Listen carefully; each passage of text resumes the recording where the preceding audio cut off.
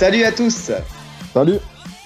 Bon, alors, semaine chargée pour le podcast Tatami Connexion. Je vous rappelle, votre podcast préféré après les autres, parce qu'on a fait une analyse pronostique d'Arius Oliveira en début de semaine. Et là, voilà, comme promis, on est à l'épisode 3 du format Actu. Restons connectés. Pas mal d'actu cette semaine, encore. Tu vois, on pensait au début qu'il n'y allait pas en avoir énormément. Et puis finalement, quand on avait commencé à creuser, à mettre le nez dedans, c'est là où on s'est rendu compte que quand même, on avait pas mal de choses à dire. Donc, on va commencer. On va essayer de raccourcir un peu. Donc, petite introduction. On commence avec la première des actus. On va parler du combat annulé de Saladin Parnasse et parler un petit peu aussi du KSW.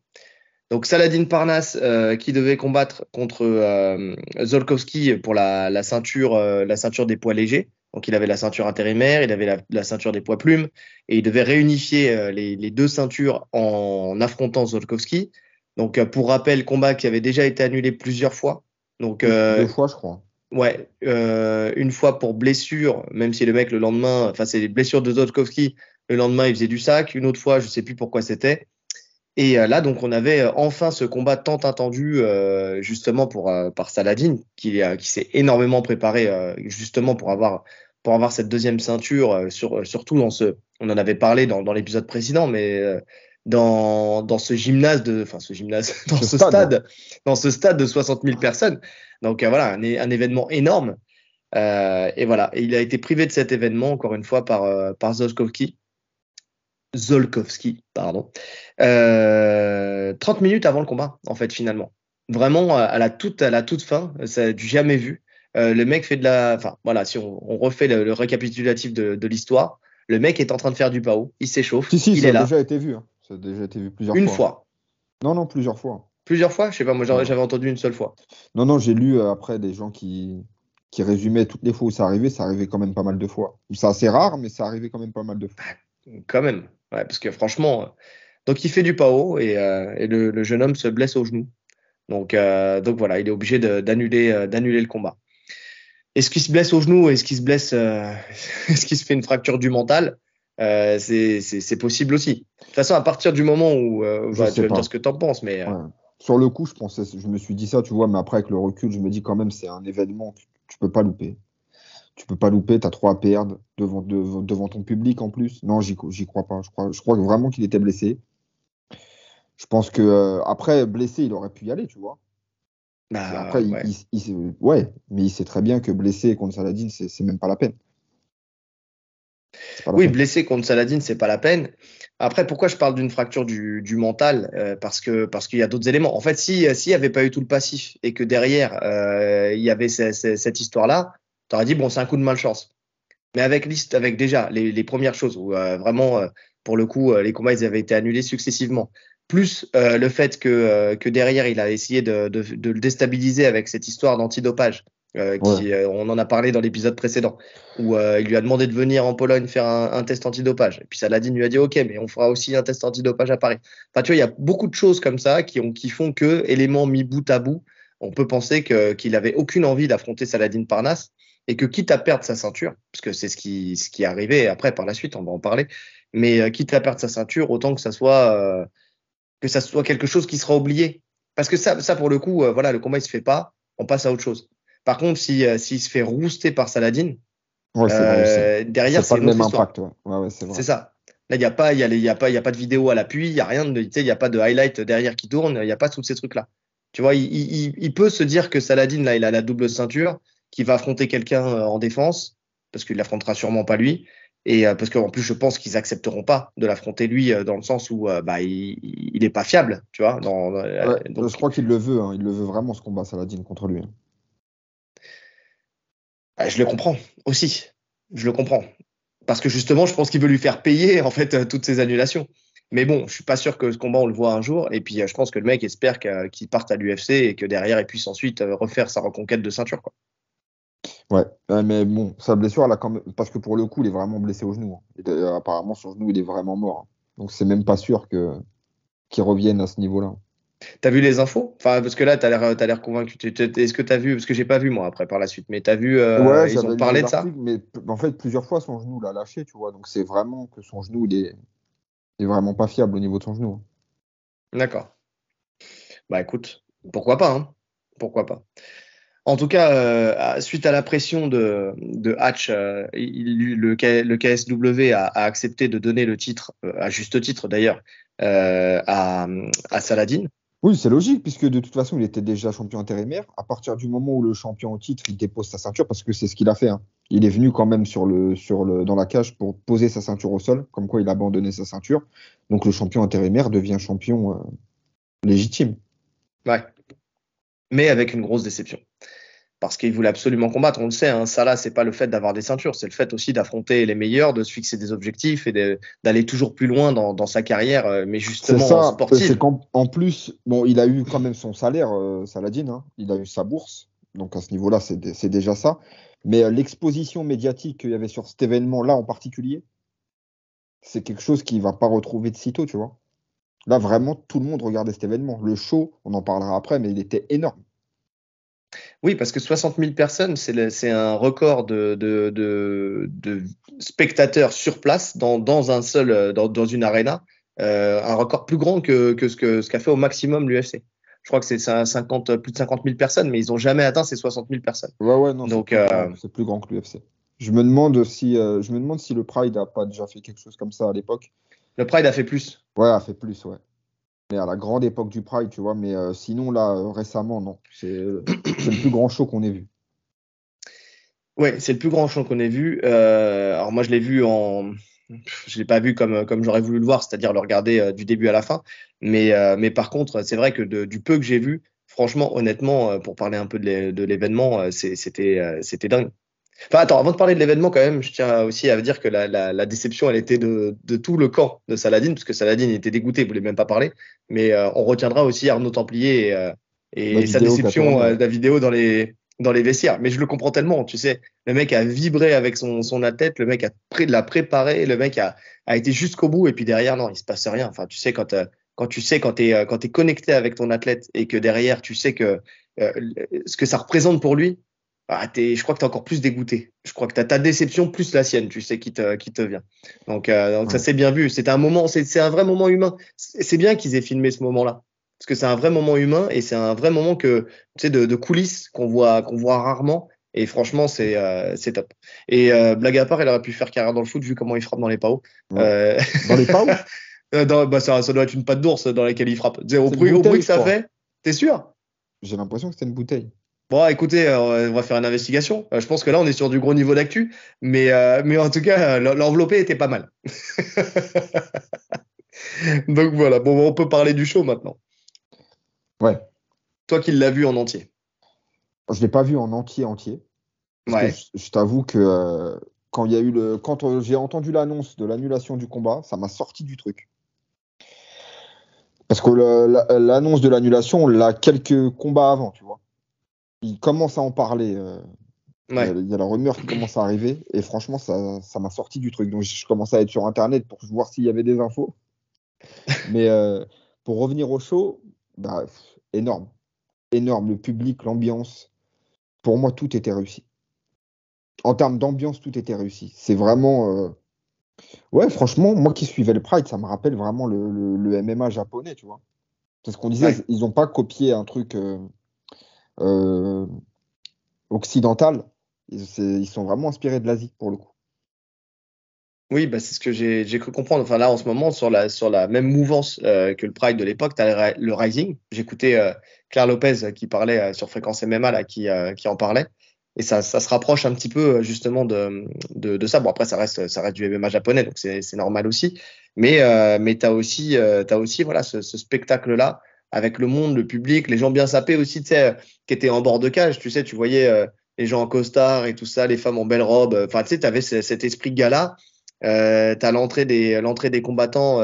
En plus, tu sais, chacun avec sa petite particularité. Le mec qui portait sa peau de loup noir, là, tu sais. Ouais, et puis des T'as- entrées en 4x4 avec des rappeurs. Enfin, une ambiance, ouais, vraiment, une grosse ambiance, tu vois. c'est ça. C'est pas que l'entrée avec le staff et tout ça, comme tu le vois à l'UFC, avec du show de temps en temps, comme on a pu le voir avec Adesanya, par exemple. Ouais, et encore, c'est très rare, hein. Et c'est même interdit maintenant.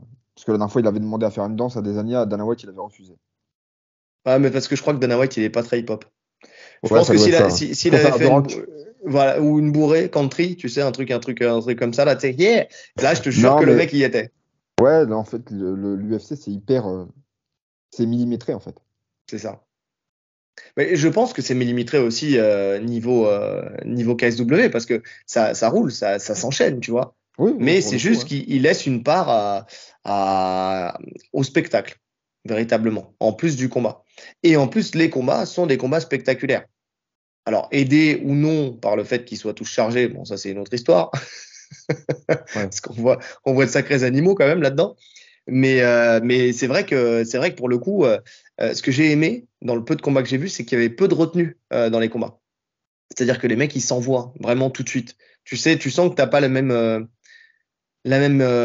calcul que font les combattants à l'UFC, où tu sais que justement avec l'aura et tu sais de Dana White qui peut te virer d'un claquement de doigts, tu sais, tu sens que là ils ont plus de liberté, ils savent qu'ils vont pas se faire virer, enfin ou pas, oui ou non, mais tu vois ce que je veux dire. Ouais, mais Mais c'est ce que tu disais, en ça fait. va dans le côté spectacle. C'est ça, le spectacle va primer. Tu fais des bons combats, tu fais des bons combats, que tu gagnes ou que tu perdes. Tu ne seras pas viré parce que tu as enchaîné 2 défaites. Ouais. Et je pense que tu prends plus de plaisir et ça se ressent. Tu vois, les mecs, vraiment, ça se ressentait qu'ils prenaient du plaisir à s'affronter dans cette cage. Ouais, bon après, je pense que aussi sur cet événement en particulier, tu es galvanisé par la foule. Ouais, ouais, ouais. Ouais, je suis d'accord. Je suis d'accord. Donc, le speaker aussi. Alors, moi j'aime bien le speaker. J'aime bien Moi celui-là. aussi, j'ai Enfin, bien aimé. ça change de Bruce Buffer, mais c'est un que j'ai l'habitude d'entendre puisque je regardais les ACB, les ACBJJ, tu sais, des compétitions de jiu-jitsu brésilien qui faisaient sous forme justement de round façon MMA.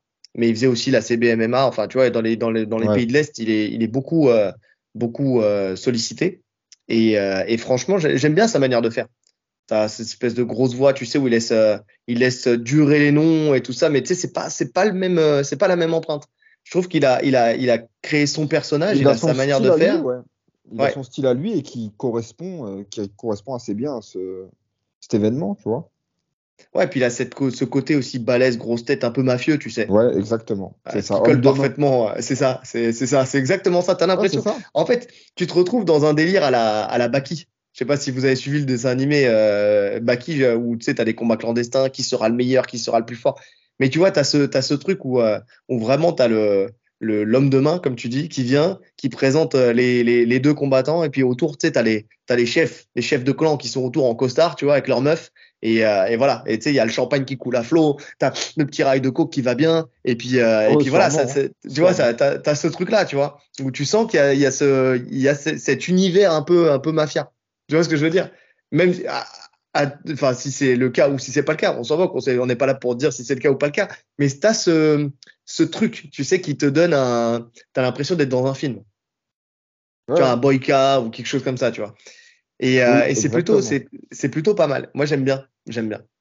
Alors, toi, tu me disais, pendant l'événement, on en discutait, tu me disais que tu pensais que s'il y avait une expansion du KSW qui pouvait se hisser avec ce type d'événement à la hauteur de l'UFC. Je pense, ouais. Franchement, quand tu vois le show, parce que je me demande là si l'UFC sont capables de faire un stade comme ça, avec une ambiance pareille. Je pense qu'ils sont capables de le faire. Ils sont tout le temps sold out. Après, tout dépend. C'est-à-dire que là, tu sais, c'est une organisation polonaise, sur le sol polonais, dans un stade polonais. En plus, j'ai remarqué un truc. Tu sais, j'ai écouté RMC Fighter Club tout à l'heure sur l'UFC Paris. Et il y avait, comment dire, tu sais, il y a toujours la petite prod qu'ils mettent au début. Et comme ils parlaient de l'UFC Paris, ils ont remis la prod de ce qui s'est passé avec le public français, où ils ont chanté Ouais, la Marseillaise, qui ne saute pas n'est pas français, tu vois ce que je veux dire? Et j'ai l'impression, parce qu'on retrouve ça aussi en Angleterre, que les pays qui ont une grosse culture football, le soccer, parce que c'est pas le football américain, mais tu vois, j'ai l'impression que le public étant tellement habitué à être justement dans cette ambiance de stade, à avoir tu sais, ces chansons toutes faites et ouais, tout ouais. ça, j'ai l'impression que ça aide à l'ambiance. Tu vois, contrairement aux Américains, tu vois, au Super Bowl, ils n'ont pas ces trucs-là. Tu vois, Je ils sais pas, vont, je suis pas le Super Bowl. bah, t'as pas t'as une ambiance dans le Super Bowl. Moi, je le regarde tous les ans. Tu sais, t'as cette ambiance où t'as le challenge. Tu vois, c'est vraiment là le plus gros match au monde. Tu vois, d'un sport de balle. Ouais, Tu vois ouais. ce que je veux dire? Mais pour le coup, il y a de l'ambiance dans le public, mais t'as pas ce truc, tu vois, qui va revenir avec tout un peuple qui va sauter, qui va faire une ola, tu vois ce que je veux dire? C'est vraiment spécifique, j'ai l'impression, au foot, tu vois, ou au foot, au rugby, ou n'importe quoi, mais surtout au foot. Et donc, je pense que tu retrouves ça, tu vois, les Polonais, les pays de l'Est, tous ces trucs-là, les Ouais. Français, Il y a les beaucoup Anglais. d'ultra en plus. C'est ça. Et je pense que tu retrouves cette ambiance dans le KSW. Et je sais pas s'il y avait justement une exportation. Alors, s'il y a une exportation en Europe, en France et tout ça, tu peux le retrouver. Bah, il y en a une, Encore, hein. Il va y en avoir, hein. ouais, mais à la condition que les gens connaissent aussi les combattants français qui vont être présents sur la carte. C'est ça. En fait, c'est Il y ça a ça. le point de détail. Ce qui va freiner le KSW, c'est ces combattants qui sont uniquement quasiment des mecs de l'Est et particulièrement des Polonais, tu vois. Ouais, Donc, à l'expansion à l'international, c'est ça qui va freiner. ouais, je suis d'accord. Maintenant, Donc, s'ils décident d'ouvrir leur rooster à plus grande échelle, là, ils pourront voir plus grand. ouais, et surtout, essayer de revoir cette ambiance dans les pays dans lesquels ils vont aller, quoi. Parce qu'on sait que financièrement, ils ont les moyens de payer très bien leurs combattants, La mafia. au moins aussi bien que l'UFC, si ce n'est plus, pour certains combattants. Bah, si ce n'est plus, regarde Saladin, c'est ce qu'il dit. Hein, et il dit qu'il a beaucoup plus à avoir au KSW. Enfin, tu vois, Oui, non, quand t'as attends. Hatch qui. Oui, il est champion. Non, il est champion, mais il gagne moins que le champion de l'UFC. Tu vois, donc oui, il gagne mieux actuellement que s'il allait à l'UFC maintenant. Bien sûr. Mais les superstars de l'UFC c'est les mieux payés de toutes les orgas de MMA. Donc à ce niveau-là, il ne faut même pas comparer. Parce que Ouais, c'est ça, en alors. fait. Quand on parle du nouveau contrat qu'ils vont avoir s'ils arrivent à l'UFC. Mais les superstars de l'UFC gagnent plus que n'importe quel combattant des autres organisations. Ouais, alors après, je pense que pas tous les champions. Je C'est parle tous pas les des champions. champions. Je parle pas des champions. Je Non, non, parle des je parle de superstars. l'UFC. Ouais, mais Ah, je parle des superstar. Oui, oui, superstars de d'accord. Oui, l'UFC. ouais, ouais, ouais. C'est différent. Tu peux être un champion sans être une superstar, hein. Ah, bah, et souvent. Ouais, tu vois, tu Ça prends arrive l'exemple de souvent. Leon Edwards, c'est pas une superstar. C'est un champion. Donc je pense qu'il a le million, comme quasiment tous les champions. Mais il va pas prendre 5-6 millions, tu vois. Ouais. Ouais, je suis d'accord. Après, à voir comment ça va évoluer. Mais je sais pas s'ils peuvent. Moi, comme je te dis, si je parie sur une organisation qui rattraperait l'UFC, je parie pas sur le KSW. Pour l'instant, moi, ça serait le PFL. On en parle souvent, on n'est pas d'accord là-dessus, mais ça serait plus le PFL. Mais c'est un autre sujet. Petit plus avec la première fois qu'on voit, je crois, en MMA, quelqu'un mettre KO. Donc, il est prêt en position montée et mettre KO le mec qui le prend en position montée avec un crochet. Bravo. Bravo. Incroyable. Bah, je vais te laisser dire son nom puisque moi je l'avais mal écrit. Christophe Glowacki, Ah, puis en plus, ton accent polonais, polonais, bah attends. il résonne dans mes oreilles. Donc il a Donc, battu Patrick Tolkaczewski. Tolkaczewski. oh, Tolkaczewski. Ouais. Donc ouais, magnifique. Si vous l'avez pas Impressionnant. vu, ouais, allez sur Actu MMA et vous allez revoir la vidéo. Et franchement, c'est impressionnant de voir quelqu'un. Alors, dans les trucs impressionnants, t'avais eu. T'as Kevin Holland qui est capable de faire des trucs impressionnants comme ça. Tu sais ce qu'il avait fait avec Jacare. Ouais, mais c'était pas pareil. Mais c'est pas la même chose. Déjà, il n'était pas en montée. Donc, Oui, il a plus de mobilité au niveau des hanches, tu vois, quand il frappe. Et puis, il l'a pas mis KO en un coup. Il y a eu une oui. série de coups. Il le sonne, il se redresse, il l'enchaîne. Là, vraiment, c'est en un coup, KO, le mec Lui se tombe plante la dessus. tête dans le sol. Ouais.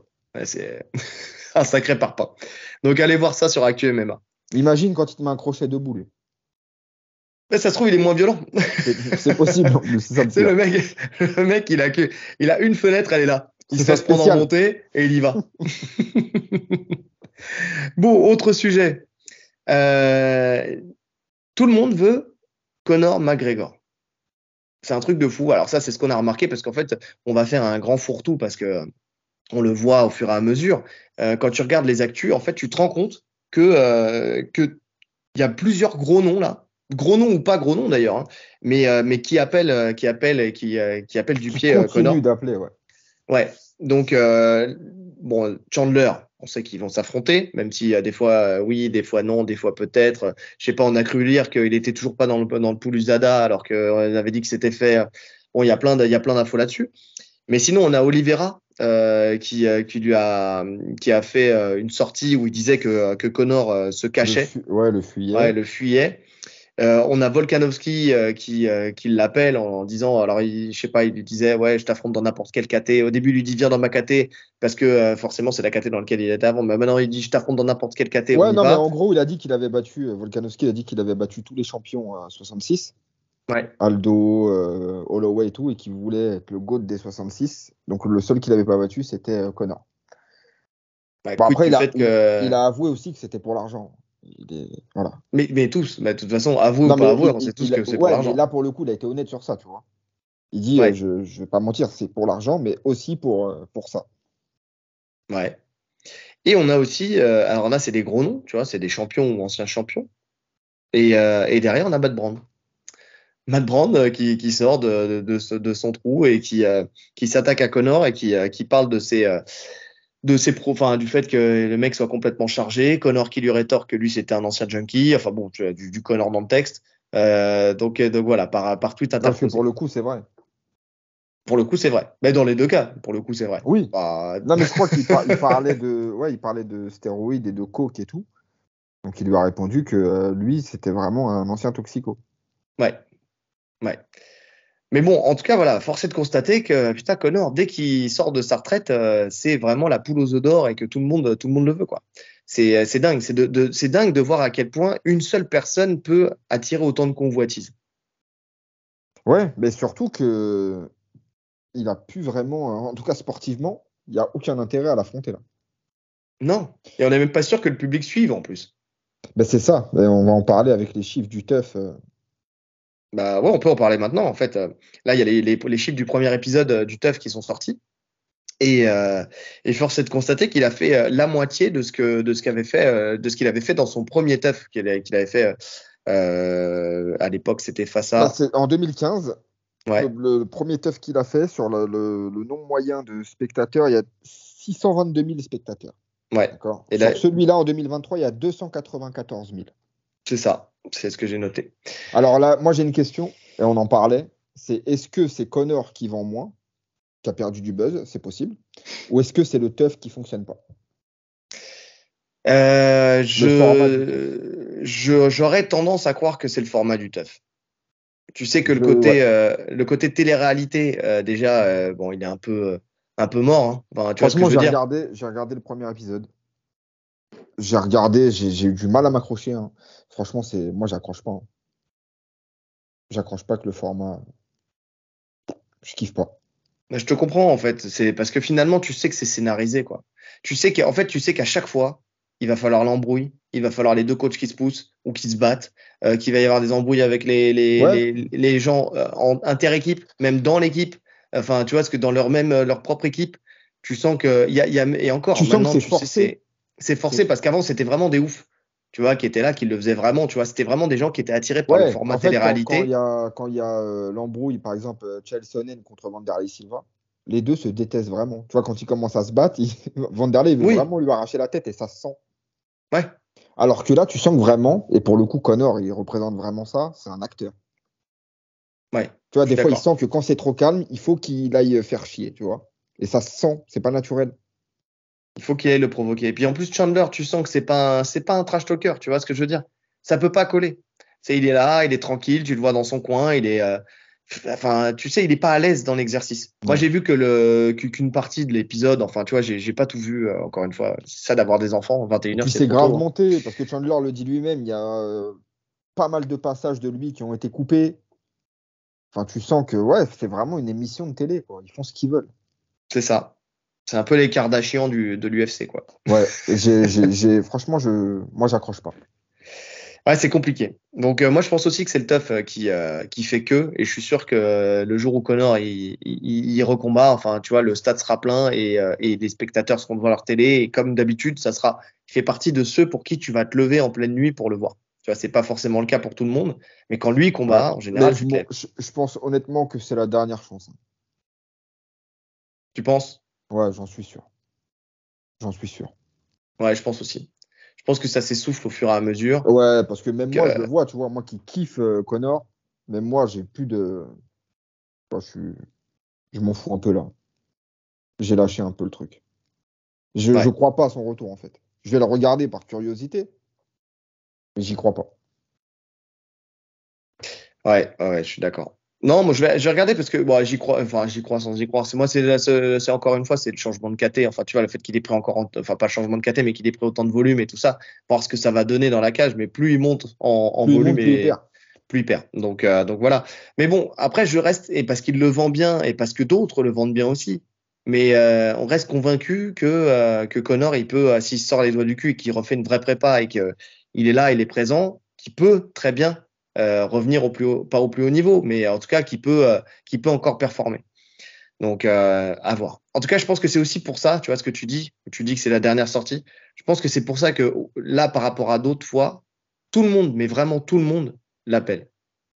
Tu sais, où il y a vraiment beaucoup de monde qui vient et qui le provoque. Dans le Ouais. sens où ils ont conscience de ça. Que s'il y a de l'argent à faire, c'est encore pour très peu de temps. Après, c'est fini. Après, le côté bankable sera terminé. Ouais, ouais. Donc bon, à voir. À voir en tout cas. Pour l'instant, j'espère quand même qu'ils vont enfin boucler ce combat et qu'on ait enfin une date pour Chandler. Parce que bon, quitte à le revoir, autant le revoir là. Et puis voilà.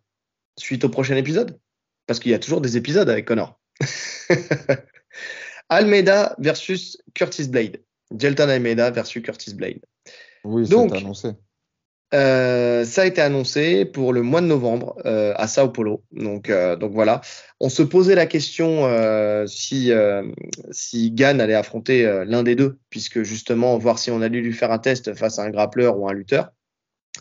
Eh ben, on a notre réponse. Donc, est-ce que l'UFC allait encore lui faire. Alors, c'est vrai qu'on va parler de Gann là, alors qu'on parle d'Almeida contre. Mais bon, C'est pas grave. c'est pas Ça le grave. concerne. Ça fait partie, ça le concerne exactement, parce qu'il y a l'UFC Paris bientôt.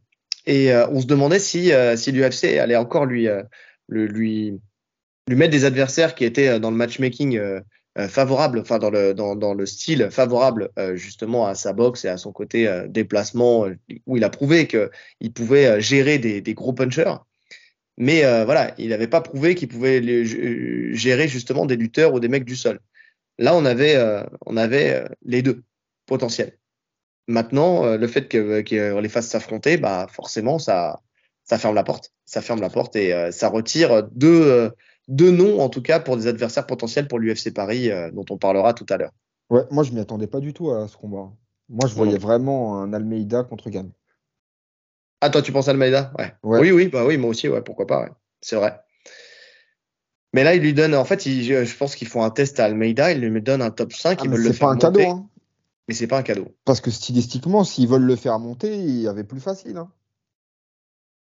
Parce Ouais. que pour le coup, là, il prend le mec qui peut vraiment niquer son jeu, en fait. Il prend Bah, déjà. Parce que lui, il est déjà un mec très lourd. hmm. On sait qu'il est léger pour les poids lourds, Almeida, hein. Oui, puisqu'il monte, il est monté. Ouais, il est aux alentours de 105. Donc Ouais. c'est quand même assez léger. Quand tu prends un mec comme Blaze qui est quasiment à la limite, qui est quasiment à la limite des 120, qui est un lutteur avec une grosse défense de lutte, qui boxe bien, qui connecte debout, Qui a un sol, parce que moi, qui a un bon sol. il s'entraîne à la B-Team, tu sais, régulièrement alors lui, pour le coup, il s'entraîne avec Nicky Rod. Enfin, tu sais, je l'ai déjà vu tourner Ouais. avec Nicky Rod, puisque en termes de poids, tu sais, ça colle plus. Et franchement, il est loin d'être dégueulasse au sol, hein, vraiment. Donc, on l'avait dit quand il a affronté Pavlovich. Mais en tout cas, enfin, on l'avait dit. Non, peut-être pas face à vous, mais nous, on se l'est dit. Mais en tout cas, voilà, c'est quelqu'un Ouais, qui gère au franchement, sol. je comprends pas le choix de l'UFC sur ce combat. Je sais pas ce que tu en penses, mais je vois pas la logique qu'ils cherchent à. Je vois pas. Parce que je vois, alors, j'ai pas fait d'analyse, hein, mais je vois Blades gagner, stylistiquement. Et si Blades y gagne, t'en fais quoi? Parce que le but c'est de l'UFC, Blades, tu peux pas le vendre, hein. Le mec a déjà perdu, je sais pas combien de fois, il a eu ses chances, il a perdu. Chaque fois qu'il rencontre un puncher, il perd. Ouais, T'en fais quoi? S'il bat Almeida, t'as niqué une hype pour rien. je suis d'accord. Je suis d'accord. Après, j'ai l'impression que l'UFC n'aime pas forcément les grappleurs chez les lourds. Que chez les lourds, tu sais, c'est la catégorie où ils veulent du chaos. Hmm. Et donc, j'ai l'impression que voilà, ils avaient pas envie de voir un mec soumettre, tu sais, même si c'est impressionnant, mais soumettre, je sais pas, un Cyril Gane ou parce que contre qui t'aurais pu les mettre. C'est ça le truc. Ouais, effectivement, tu le mets face à Cyril Gane à l'UFC Paris. Bon, tu le fais. Moi, dans ma tête, c'était ça, hein. Parce que en plus, c'était un super test pour les deux. pour le coup. Oui. C'est-à-dire que si Gann, si ça va au sol, tu peux voir s'il progresse ou pas. Et de l'autre côté, Almeida, s'il soumet Gann, là, il passe un gros step. Parce que stylistiquement, c'est pas évident d'amener Gann au sol quand même, hein. Non. Surtout dans le style de Almeida, en fait. Parce qu'Almeida, il a un style très simple en lutte. Tu sais, il rentre dans tes jambes. Voilà. Ouais. Bah, avec les déplacements de Gann, avec ses Voilà. défenses de lutte aussi, hein. Ouais. Oui, c'était pas forcément gagné. Parce que qu'est-ce qui fait que John Jones l'amène aussi facilement? C'est aussi parce qu'il a la crainte du debout. Tu vois? Il a la crainte du Enfin, debout et que il y a Jones a tout un travail de lutte en enchaînement aussi, que n'a pas Oui, Almeida. quand je dis à la crainte du debout, qu'on s'entende, hein. Je ne dis pas que John Jones est meilleur que Gann au debout. Mais c'est-à-dire qu'il y a plus de paramètres à prendre en compte. C'était Ouais. plutôt dans ce sens-là. Tu vois, où c'est moins unidimensionnel. Là, ça l'est beaucoup plus. C'est-à-dire on l'a vu encore sur son dernier combat. Oui, effectivement, il cherche à plonger dans les jambes et à amener au sol, quoi. Donc, une fois qu'il y est, après, par contre, t'es en eau trouble. Oui, une fois qu'il y est, Oui, c'est très compliqué. mais oui. Donc, ouais, je comprends pas non plus ce combat. Maintenant, si Almeida il passe, Si Almeida il passe, c'est fort. c'est fort. Et Et tu lui mets qui derrière, oui, derrière? Parce que là, maintenant, ah, y a tu peux lui mettre personne. un Gann. Enfin, quoi que Gann. Gann, en fait, tout dépend s'il gagne. S'il gagne à l'UFC Paris et que derrière, il peut essayer de peut-être encore une fois d'avoir une chance au titre, on sait jamais. Oh non, j'y crois pas. Si Tu crois c'est, pas tout de suite? non, non, si c'est Jones qui conserve la ceinture, jamais de la vie ils font la revanche. Je pense Moi, que je te Dana parle dans White, le il a été cas, trop déçu. je parle dans le cas où non, c'est vrai qu'il y a Spinal aussi. Non, je parlais dans le cas où Miocic il vient pas, il se présente pas et que ça se passe avec Pavlovich, tu vois, qui a combat avec Pavlovich. Ok. Gann, c'est quand même le numéro un, hein. Ouais, c'est ce que je regarde là. Je suis en train de regarder le classement. Il est encore numéro 1. Eh oui, Pavlovich numéro 2. c'est Stipe ça. numéro 3. Stipe alors que ça fait je sais pas combien de temps qu'il n'a pas combattu. Mais c'est pour service rendu. Ben, c'est un peu ça, je pense, hein. Parce que là, il a plus rien à faire Oui. dans le top 3, hein. Ouais, en fait, ça va jusqu'au top 5, l'UFC. Après, en dessous, c'est léger. En tout cas, chez les lourds, hein. Ouais, Almeida, donc il est c'est pour ça. 9e. Almeida, il est 9e. Ouais, franchement, s'il bat Blades, qui est 4e, il fait une belle avancée, hein. Ah bah oui, mais je pense que c'est pour ça. Je pense que secrètement, l'UFC espère que justement Blades perde, tu vois. Pas secrètement ou pas, tu vois, mais ça les arrangerait plus. Effectivement, pour la raison que tu as expliqué, c'est-à-dire que derrière, qu'est-ce que tu fais de lui, quoi. Mais si tu as justement, enfin, si tu veux construire une hype, le faire encore passer face à un boxeur, tu vois, face à un striker et qui soumet encore un striker, bon, bah voilà, c'est du classique. Mais si derrière, il arrive à soumettre un Blades qui a une meilleure lutte, tu vois, et Ah, tout c'est vrai. ça, tu vois, derrière, tu dis qu'il arrête. C'est vrai que s'il arrive à faire ce qu'il a l'habitude de faire contre Blades, franchement, c'est fort, hein. Bah, derrière, oui, tu peux le vendre pour aller chercher peut-être pas un title shot tout de suite, mais en tout cas pas loin, quoi. Ouais. Tu peux le faire affronter Gann ou Aspinal en fonction de comment ça va matcher. Par contre, attention, parce que même Aspinal, c'est une autre histoire, hein. Que niveau boxe, niveau sol, niveau lutte, il est très très abouti, hein. Donc, Ouais, après, il faut voir comment il revient avec sa blessure, hein. visiblement, il est solide, hein. Ah, c'est Visiblement, pas la première fois qu'il se blesse, hein. non, mais c'est pas la première fois qu'il se blesse, sauf qu'il s'était jamais fait opérer, tu vois. Là, en fait, le truc, c'est que de ce que j'ai cru comprendre, il a regretté de ne pas avoir fait plus tôt l'opération. C'est-à-dire que depuis qu'il est opéré, c'est un peu comme Sterling avec ses cervicales, tu vois. Ouais, C'est tu que, retardes. et puis tu reviens, une fois que tu t'es fait opérer, tu reviens au meilleur niveau. Tu vois, dans le sens où tu n'as plus cette crainte. Ça y est, c'est bon. J'ai enlevé un problème. Le truc qui me gênait, avec lequel je devais composer, tu vois, j'ai plus besoin. Aujourd'hui, j'ai plus qu'à y aller, je suis pleine bourre, je suis à 100%. Donc un Aspinal à 100%, parce qu'il y a soi-disant que cette blessure-là, comme il a commencé très tôt, il la traîne depuis des années. Hmm. Donc pour le coup, là aujourd'hui, voilà, le mec, tu sais, tu lui as retiré comme dans Boruto, tu vois, on lui a retiré Non, mais c'est vrai que la, Aspinal, limi- la limitation. il est ultra complet. Ouais, C'est peut-être un des plus complets de la division. ouais. Donc c'est pour ça, moi, Aspinal, personnellement, c'est celui que je vois le plus potentiellement ceinturable, tu vois, de ce que j'ai vu jusqu'à maintenant. Ouais, je sais pas, faut voir. Faut voir. Parce que là, quand tu vois des monstres comme Pavlovic et tout, c'est compliqué. J'avoue que Pavlovic, ça peut être le souci. Ça peut Il être fait flipper. Hein. le cheveu dans la soupe. Il fait flipper. Ouais, non, je Non, suis mais d'accord. est-ce qu'on se dirige pas vers un Cyril Gann Pavlovic? On en parlera pour l'UFC Paris. On en parlera après. On en parlera Non, maintenant. on en Oui, parle tout non, de parce que suite. on en parle tout de suite, puisque c'était le thème d'après. Le mec, L'UFC je lui Paris. offre la transition et il nique tout. Mais est-ce qu'on a des têtes de professionnels? Non, Non, bon, pas bah du voilà. tout. Regarde, toi, t'as tes mains devant ton visage depuis tout à l'heure, de quoi tu Mais c'est parles? parce que la caméra, elle est trop basse. Oh putain, le mec, on le voit pas. C'est bon. Oh là là, quelle bande de tocards qu'on est quand même. Donc, l'UFC Paris, mais bien sûr, point numéro 4, UFC Paris, belle transition. Super. Donc, l'UFC Paris, c'est officiel, ça y est, enfin. L'année dernière, c'était le 3 septembre, là, il l'avance d'un jour, c'est le 2 septembre. À l'Accor Hotel Arena. Pourquoi j'ai dit hôtel, j'en sais rien, l'Accor Arena. Ils vont pas y dormir, enfin si, peut-être quelques-uns, mais bon, pas longtemps. Donc, que Alors, dire? ouverture des places le 23 juin. Ouais, Donc, je crois qu'on peut se préinscrire déjà, ceux qui veulent des places. Allez-y, parce que ça va très vite. Hein. On l'a vu oui. l'année dernière, c'était parti en même pas 30 minutes, je crois. Vraiment, c'était ultra, ultra rapide. La question, c'est est-ce que toi, tu vas prendre des places? Bien sûr que non. Bien sûr que non. Bien sûr que non, non plus. Non, non, parce que pour être bien placé, c'est très cher et j'ai pas envie d'être en place gradin, tu vois, au bout du monde. Et Moi, c'est même pas. Vas-y. très honnêtement, bah, déjà, franchement, là, il n'y a pas de carte en fait. Donc Oui. déjà, t'as pas Tu te bases sur le. quoi? Tu te bases sur quoi? C'est ça. Parce que voilà, des événements MMA, on en a déjà vu. Tu vois, c'est pas un truc qu'on découvre. Donc, prendre une place juste parce que c'est l'UFC, sans savoir la carte, franchement, non. Donc je suis d'accord. Moi, c'est pas encore le prix qui me gêne parce que bon, voilà, quand t'as bon, même si je trouve qu'ils allument fort, tu vois ce que je veux dire. Mais bon, après, ça reste l'UFC. Tu vois, Non, c'est moi, le numéro un. le prix, ça me Bon, pose on pas y de va. problème.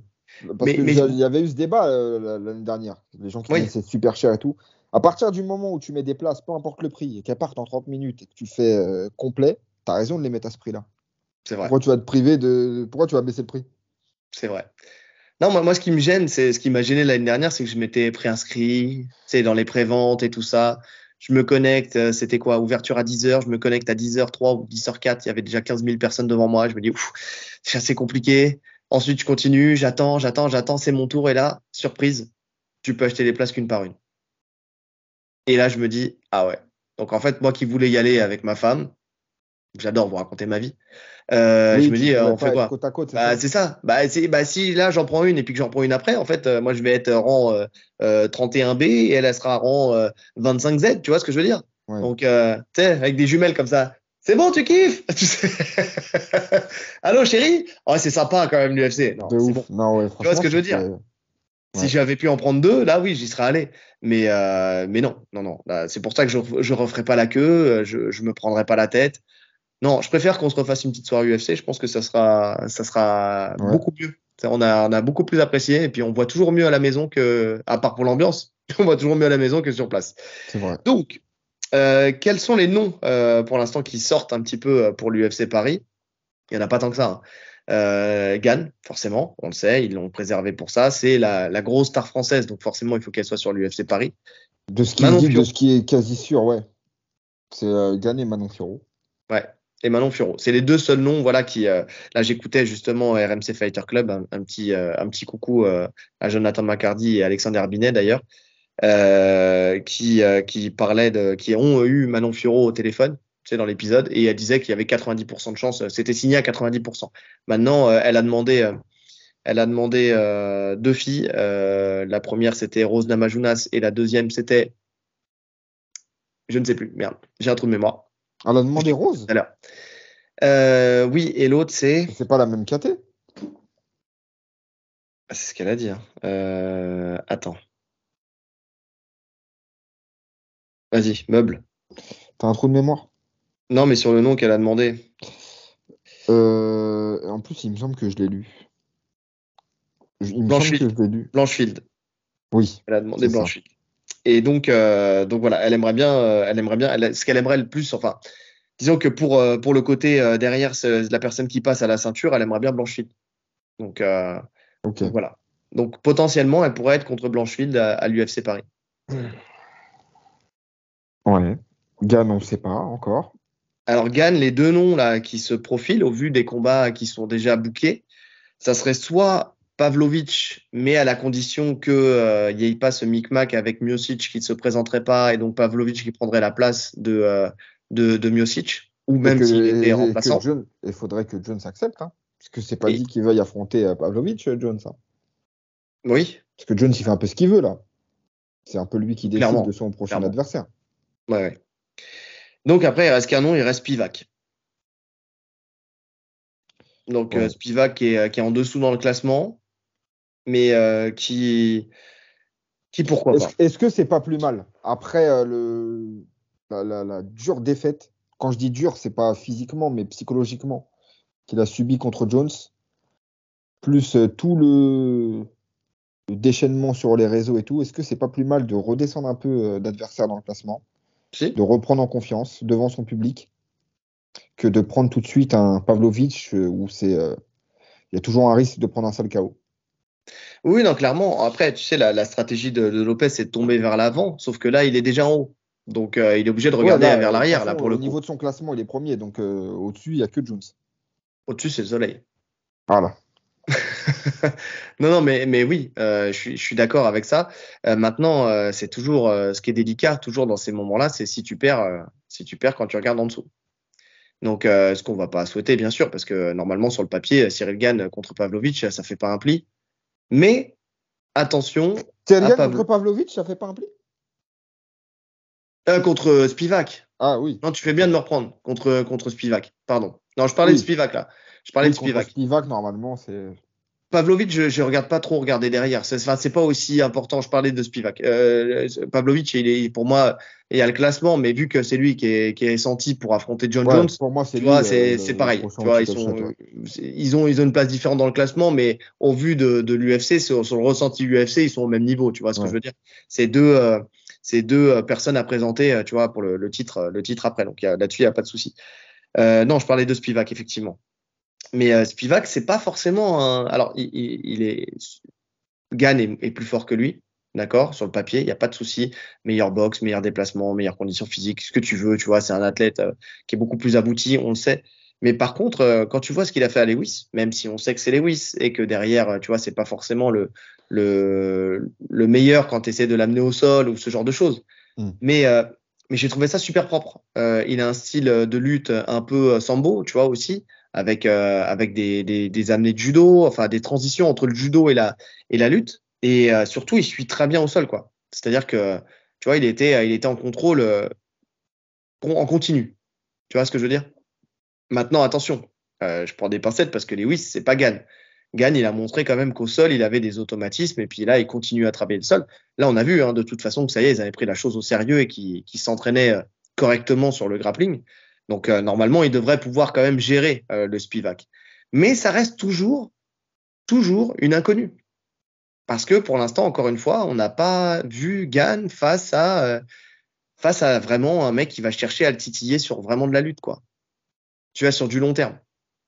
Ouais. Donc oui, regarder vers le bas, oui, mais imagine.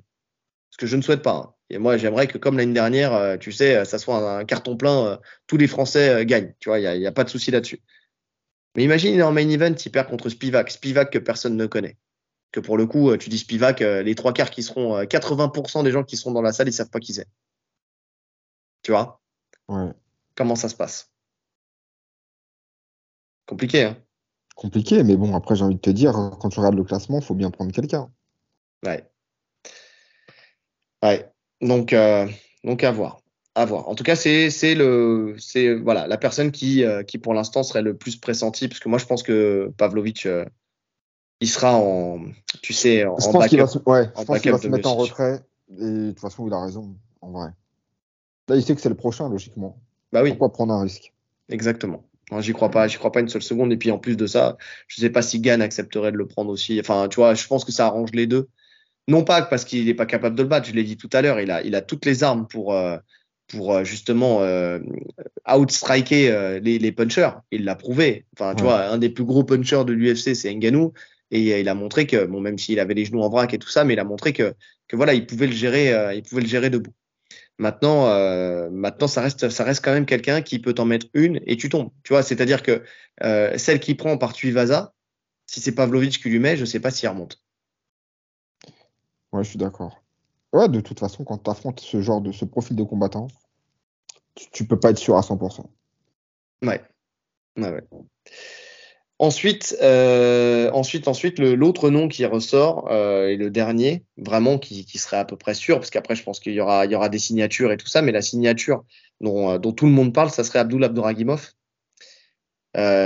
qui ça fait longtemps qu'on nous parle de sa signature à l'UFC. Là, l'UFC Paris, ça pourrait Visiblement, être. ils avaient eu un accord verbal, de ce que j'ai compris, sur le Ouais, live après, de Clément Marcoux, où c'était quasi sûr, mais bon, rien n'est signé. l'accord verbal, tu sais, c'est l'accord verbal de Lopez. Le truc, c'est que, soi-disant, de ce que j'ai entendu, il est. Donc, le truc, c'est que, en fait, là, il y a fin de contrat avec Lopez, tu vois. Il veut pas forcément signer, il veut pas du tout signer avec lui. Et donc après, derrière, il y avait l'accord verbal. Est-ce que c'est pas un moyen de négociation aussi d'un point de vue management? Tu sais qu'il est parlé de cet accord verbal, puisque le manager restait Lopez. Tu vois ce que je veux dire? Donc, voilà, est-ce que c'est vrai, est-ce que c'est faux? Je sais pas. Maintenant, oui, ils ont tout intérêt à le signer. Oui, ça serait une belle recrue pour l'UFC, tu vois, parce qu'il a prouvé, on le sait, on l'adore, hein, on le suit depuis très très très longtemps, puisque on le suivait déjà même dans le monde du grappling à l'époque, quand il avait fait l'espèce de sub-elite Bordeaux, il y a des années de Comment ça ça, enfin s'appelait bon, déjà? je Ah, sais je sais plus, plus comment ça s'appelait. mais où il avait affronté Wilfried Edmund, Ouais. donc un des Mais je crois rares à qu'il a, avoir il soumis avait, Wilfried. je crois qu'il avait soumis tout le monde à cette Il a soumis occasion. tout le monde. Il avait soumis tout le monde. Mais facilement en plus. Vraiment facilement. Et c'est là qu'on avait commencé à être impressionné par lui. Donc on le suit depuis très longtemps. Avant même que n'importe qui ne sache qu'il y avait un mec qui s'appelait Abdul et qui faisait des saltos dans les gradins de Ares. Donc voilà. Maintenant, les maîtres fumiers ont sorti une info. Donc est-ce que ça va se faire ou est-ce que ça va pas se faire? Parce qu'eux, ils disent qu'à 90%, ils signeraient au PFL. Ouais. Ah, déjà, on le sait que le PFL lui ont fait une sacrée offre. Ouais. Qu'il avait refusé dans un premier temps, apparemment, parce que lui, il veut aller à l'UFC. Mais là, de l'info qui viennent de sortir, les maîtres fumiers, apparemment, ça serait en bonne voie finalement, avec le PFL. Ouais. Donc ouais, à voir, à voir. Parce que peut-être on serait privé d'un Abdul sur cette UFC-là. Ouais. Effectivement. Et ça serait un beau coup encore pour le PFL, là, pour le coup. Et là, on en revient à ce que je disais tout à l'heure. Tu vois, entre le KSW et le PFL, sur qui pourrait vraiment titiller l'UFC, moi, je vois le PFL au fur et à mesure du temps. Moi, je te le dis, je laisse 5 ans au PFL pour continuer à grossir. On en a parlé la dernière fois avec cette histoire de championnat du monde, mais vraiment, tu regardes dans les prospects, je parle pas dans les personnes, tu vois, qui sont déjà installées, mais dans les prospects, le PFL passe souvent devant l'UFC. Et le truc, c'est qu'après, c'est le renouvellement. En gros, c'est-à-dire qu'aujourd'hui, ils ont les gros noms. Là, ils prennent les prospects. S'ils les respectent et que les gens se sentent bien chez eux, ils vont rester. Et donc Ouais. derrière, après, dans le renouvellement du roster, le PFL peut passer au-dessus de l'UFC. Ouais. Je sais pas, j'arrive pas à me projeter aussi loin que toi. C'est mon côté visionnaire. Mais regarde, et je vais le dire à tout le monde, comme ça, c'est ce que je t'ai dit hier quand on est rentré de l'entraînement. Je t'ai dit, à l'époque du Pride, est-ce que tu pensais que l'UFC passerait devant le Pride et aurait le monopole aujourd'hui? Et tu m'as répondu, Non. voilà. Eh oui, le monopole, tu peux pas l'avoir ad vitam aeternam. Alors, ils ont des moyens là qui se débloquent. Donc, mais par contre, après, maintenant, il faut qu'ils les utilisent au fur et à mesure pour respecter un peu plus les combattants. Le problème, c'est ce qu'on disait tout à l'heure. Il y a trop de pression sur les combattants pour pas assez d'argent. Il y a trop de pression de est-ce qu'ils vont me garder, pas me garder, ceci, cela. D'ailleurs, il y a Desania qui a poussé un petit coup de gueule à ce niveau-là. Je sais pas si tu as vu. Oui, je l'ai vu, ouais. Par rapport au bonus. Il a demandé à ce que les bonus soient augmentés. Parce il a dit que justement, maintenant que la société qui détient l'UFC avait racheté la WWE, donc le groupe, ça, au niveau financier, ça représente 21 milliards, quelque chose comme ça. C'est énorme. Ouais, ouais. Il a dit que 50 000 $ de bonus, c'est pas assez, quoi. Bah, et il a dit il y a l'inflation et il n'y a pas l'augmentation des bonus, quoi. Donc à voir. À voir comment ça va se passer. On a fait le tour sur l'UFC Paris. Il faut qu'on Ouais, bah, avance. il n'y a pas grand-chose à dire sur le FC Paris, puisque de toute façon, rien n'est annoncé. Je pense que ça va enchaîner là. Je pense qu'ils vont sortir des noms avant l'ouverture de la vente de billets. Ils n'ont pas le Ouais, choix. ils n'ont pas le choix. Allez, on avance. Parce que là, je vois, on est déjà à 50 minutes, les amis. Ça, on va pas encore faire du court. Dustin Poirier ou Justin Gaethje peuvent-ils passer devant Dariush pour le title shot? Alors, on s'explique. Poirier a dit que Dariush méritait ce title shot parce que justement, ça fait longtemps qu'il trime, que l'UFC ne lui facilite pas le chemin et tout ça. Donc voilà. Mais à côté de ça, il dit que son objectif, c'est d'avoir toutes les ceintures. Donc BMF, il a eu la ceinture intérimaire. Là, il veut la ceinture incontestée. Donc voilà. Maintenant, on sait comment dire, que Poirier est une beaucoup plus grosse star que Mais que justement tout le monde que est. Dariush. Toi aussi, tu es une plus grosse star que Darius, hein. Moi, tout le monde le sait. C'est quoi le Internationalement, problème? internationalement connu dans ma ville. Donc C'est ça oui. le problème de Darius. C'est que. Non, mais là, franchement, ça serait trop là. Mais tu sais que même lui, il est pas forcément super confiant dans le sens où il explique que déjà à la base, il lui avait pas promis, tu sais, d'avoir ce title shot. Là, quand il a signé contre Oliveira, vu que c'est l'ancien champion, ils lui ont dit que c'était acté. Mais tu sens quand même que il prend encore des pincettes et qu'il a encore tu sais, du mal, tu sais, à être sûr tant que la Hmm. fiche sera pas lancée, quoi. Il est pas sûr que c'est lui qui passera en premier. Donc voilà, et c'est pour ça, à mon avis, qu'il commence aussi à faire des sorties médiatiques un peu plus souvent que d'habitude. C'est-à-dire que là, il parle de Makhachev et de son affrontement contre lui en lui disant qu'il était sûr de gagner contre lui parce que il dit qu'est-ce que Makhachev fait mieux que moi? Tu sais, que ce soit en boxe, que ce soit en lutte ou que ce soit au sol. Bon, après, ça c'est lui qui le dit, hein. On verra déjà ce qu'il fait face à Oliveira.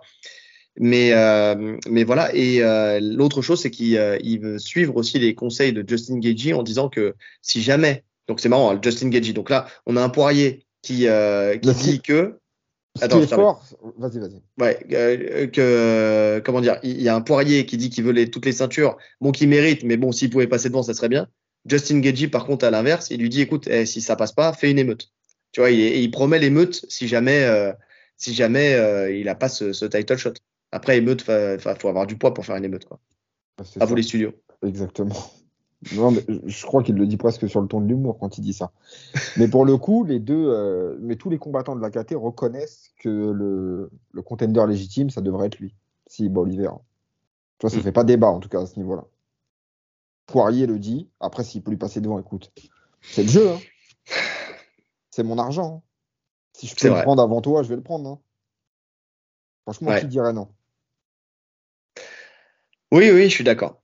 Non, mais par contre, ce qui est dit aussi par Darius, c'est que, et ce qu'on sait tous, hein, c'est que l'UFC aujourd'hui, c'est pas le talent ou le classement qui fait foi, mais c'est plutôt le divertissement, en fait.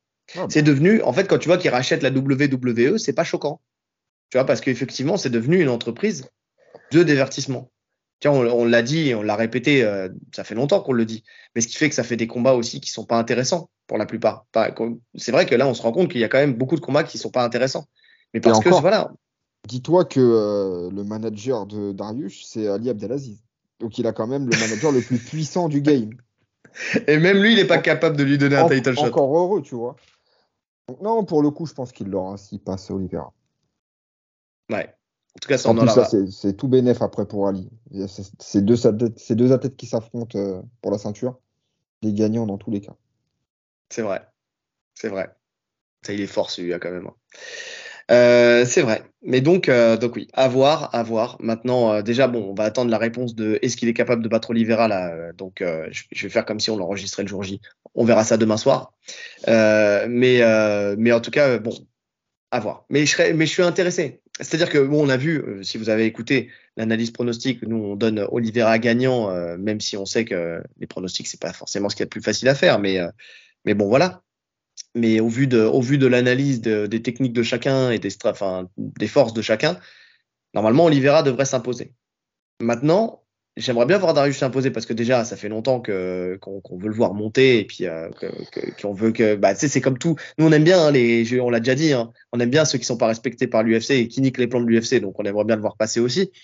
Maintenant, j'aimerais bien aussi le voir passer pour voir justement si l'UFC va au bout de ce qu'ils ont dit, tu vois.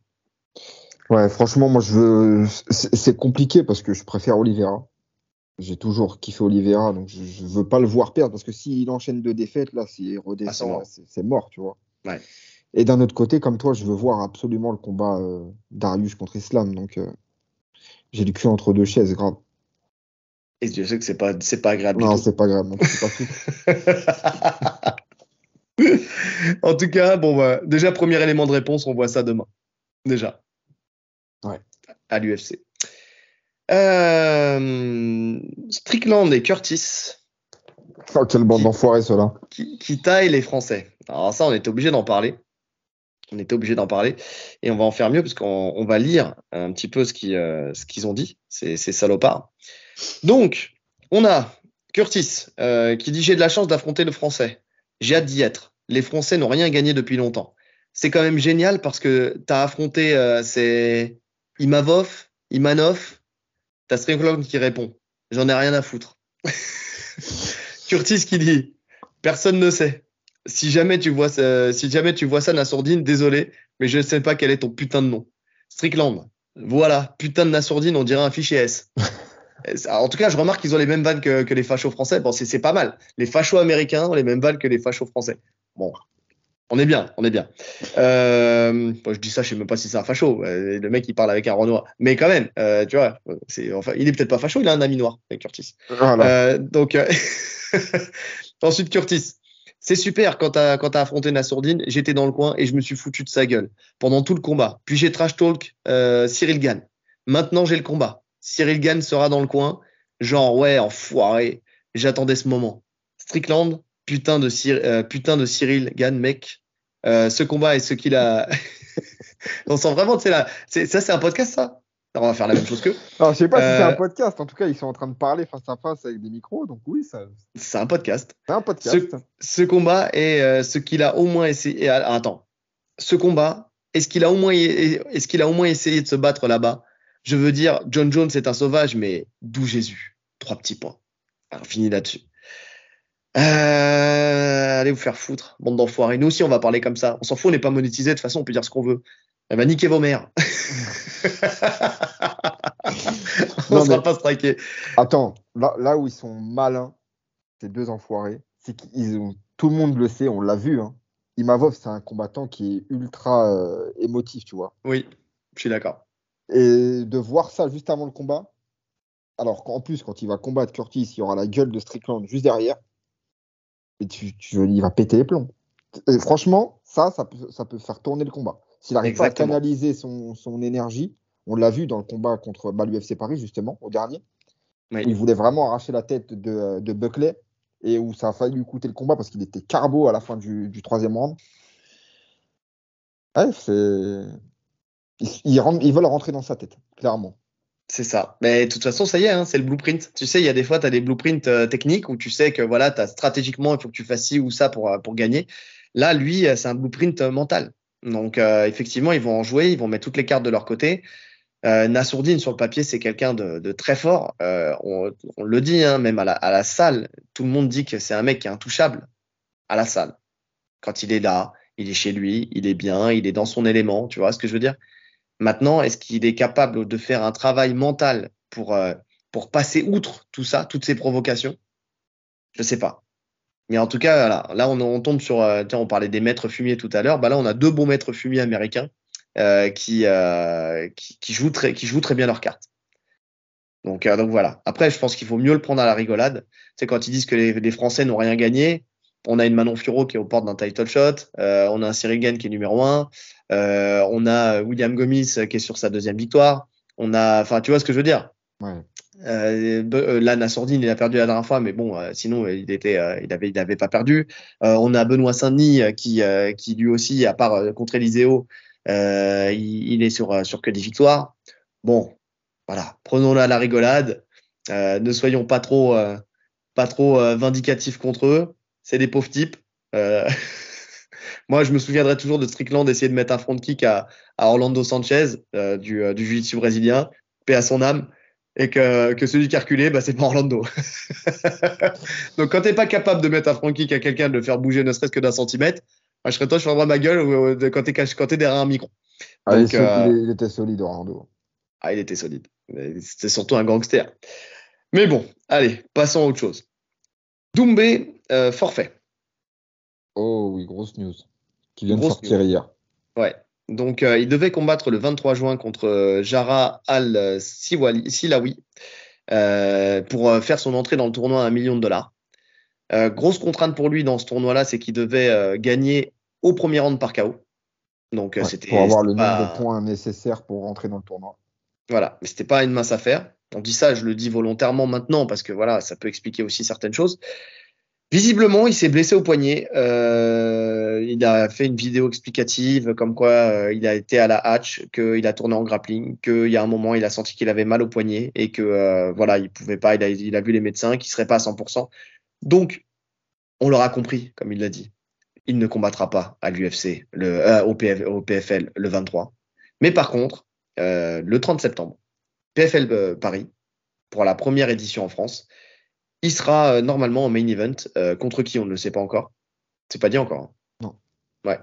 Donc, il sera le 30 septembre là-bas. Qu'est-ce qu'on doit penser de ça? Qu'est-ce qu'on doit penser des maîtres fumiers on parle beaucoup des maîtres fumiers aujourd'hui. Les gens vont dire qu'on ne fait que recracher leurs trucs, mais c'est parce qu'ils sont drôles, parce que en même temps, et puis ils sont souvent très justes, très vrais. Quand tu vois la vidéo où il est chez le médecin et qu'ils ont tous un pull, tu vois cet Franchement, élément-là, quand j'ai vu ça, j'étais c'est obligé de fort quand mettre un même. petit cœur. J'étais obligé de mettre un petit cœur sur la story. Mais bien sûr, mais c'est très fort, franchement, honnêtement, de pousser l'analyse jusque-là. C'est que les mecs, ils sont, tu sais, quand ils ont une cible, mon gars, ils te lâchent pas. C'est vrai qu'en ce moment, bon, on a plus tendance à transpirer dans un t-shirt que de mettre un pull. Mais C'est là, vrai. si t'en as un qui a un pull, tu te dis, bon, ça va, il supporte bien la chaleur. Mais là, les trois, hein, Il y en a un qui a un pull en super. laine, hein. Et il y en a un qui a un pull en laine. Donc oui, tu te dis, où est la crédibilité dans cette vidéo? Je ne sais pas, peut-être qu'il y avait une grosse clim dans la salle. Peut-être. Nous ne le saurons jamais. Ouais, bah écoute, de toute façon, au-delà de ça, on ne le saura pas officiellement. Est-ce qu'il était blessé ou pas? Quoi dire? Je pense que c'est une bonne chose pour lui. Ouais, Je pense que c'est une bonne chose pour lui parce que au-delà de déjà gagner contre son adversaire qui était un adversaire compliqué, son premier vrai test en MMA, en tout cas qui a un niveau bien supérieur à ce qu'il a affronté jusqu'à présent, le fait qu'il y ait la contrainte de mettre KO au premier round, c'était trop. oui. Je pense que c'était trop. Déjà gagner le combat, c'était compliqué, Oui, parce mais que c'est en un gros plus, step. ouais, clairement. Mais en plus, avec le fait de devoir mettre KO, d'avoir une obligation, c'est trop risqué. Ouais. Alors, ce qui a été mis en avant par les maîtres fumiers une nouvelle fois, c'était la gestion du poids. Ça a été démenti par le nutritionniste parce que, bon, vu qu'il n'a pas fait le poids une première fois, ça peut être, voilà, c'est. Et puis qu'on sait qu'il n'est pas très rigoureux sur le fait d'être toujours à la limite, enfin, tu vois, à quelques kilos près. Donc, il a tendance à prendre beaucoup de poids. Donc, ça pouvait être une piste à voir. Force est de constater que c'est pas ça. Moi, quand même, j'aurais plus tendance à me dire que de lui-même, il s'est senti pas prêt. En plus déjà d'avoir ce tournoi effectivement qui était dur, de rentrer dans ce tournoi, en sachant que si tu rentres pas dans le tournoi, qu'est-ce que tu fais derrière? Tu vois, comment tu peux après vendre un main event à l'UFC Paris? Tu vois, surtout que là, ils l'ont pris lui comme tête de gondole française. Tu Ouais. vois, donc c'était presque logique j'ai dit UFC, PFL, faut que je dise PFL. C'était presque logique qu'il soit main event sur ce PFL-là, avec leur première entrée sur le territoire. Mais, euh, mais c'est surtout que je pense, parce qu'on a eu les retours de son entraînement à la hatch, qu'il n'était pas prêt. C'est tout. Il a vu qu'il y avait un monde. Tu sais, j'ai pensé à un truc en réfléchissant au podcast. Il s'entraîne en grappling. Il s'entraîne en boxe. En boxe, il est bon, d'accord? Il s'entraîne en grappling chez Mehdi Hotman, tout le monde le sait. C'est un cardio qui est particulier, tu vois. Et puis la partie MMA qu'il y a là-bas, elle n'est pas professionnelle. Tu vois, je dis pas que c'est bien, c'est pas bien ou quoi que ce soit, mais c'est pas des professionnels qui ont l'habitude de faire des gros événements. Donc c'est pas la même façon de s'entraîner, c'est pas le même cardio, c'est pas le même physique, c'est pas la même technique, c'est pas tout ça. Il va au SBG. C'est vrai qu'il va là-bas. Donc là-bas, il est sur vraiment comment dire, une académie professionnelle de MMA. Là-dessus, il n'y a pas de souci. Mais quand il est parti à la Hatch, là, tu as senti qu'il s'est senti à la rue. Mais pas que face à sa Saladin Parnasse. Parce que ça, ça s'explique. Le mec, comme on l'a dit, il a 8 cœurs et 12 poumons. Mais je pense qu'il a dû le sentir face à l'entièreté du club. Tu sais, du groupe pro. Parce que le retour qu'on a eu avec Aïssa, c'est que là-bas, à la Hatch, ils ont, niveau prépa physique, ils sont au top. Tu vois, niveau cardio et tout ça, ils sont au top. On sent qu'ils sont tous prêts. Tu vois, quand ils combattent, que ça soit Faba Karidiata, que ça soit Jean-Bief, que ça soit Saladin, que ça soit tout le monde, tu sens que les mecs, niveau cardio, tu les prends pas à défaut. Et là, j'ai l'impression qu'il a compris, tu sais, la différence de step. Tu sais qu'il peut y avoir, s'il va au PFL et qu'il affronte vraiment autre chose que, comment il s'appelait déjà, Burion. Florent Burillon, je crois. Ouais, c'est ça, Florian Burillon. Tu vois, là où il pouvait en blaguer, c'est plus la même chose là maintenant. Ouais. Après, il y a aussi le fait que j'ai l'impression que il s'entraîne pas toute l'année, Cédric Doumbé. On le voit de toute façon. On voit des fois que sur ses stories, il est trop lourd. Il remonte trop. Ouais. Il est limite hors de forme, tu vois. Donc là, après, en kickboxing, il n'y a pas cette culture du cutting aussi. C'est ce que je voulais dire. C'est le truc aussi que j'avais pensé. C'est effectivement la culture du cutting, comme tu dis. Et ce que je disais aussi, c'est s'il s'entraîne qu'en grappe et pas en MMA, véritablement. Tu sais, même si c'est en grappe avec un petit peu de MMA, c'est pas je veux dire, sur la majeure partie du temps, hein, pas quand il va au SBG ou quoi que ce soit. Mais c'est pas la même façon, c'est pas le même cardio. Tu vois, la dernière fois, quand j'avais remplacé Kader pour le cours de MMA, quand j'ai fait des sparring, en fait, là où en grappe, maintenant, comme je fais plus de sparring en MMA, je fais que des sparring en grappe et je peux en faire pendant 3 heures, il n'y a pas de problème. Et ben, le fait de remettre les gants avec des mecs pourtant qui étaient pas des mecs extraordinaires, puisque c'est des gens qui ont commencé cette année ou la saison dernière. Tu vois, il y a d'anciens boxeurs et tout ça. Mais le cardio, c'est pas le même. J'ai tiré la langue beaucoup plus vite.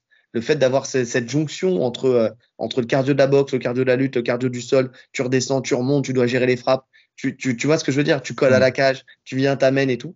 Et ben, j'ai senti que j'étais plus du tout prêt pour ça.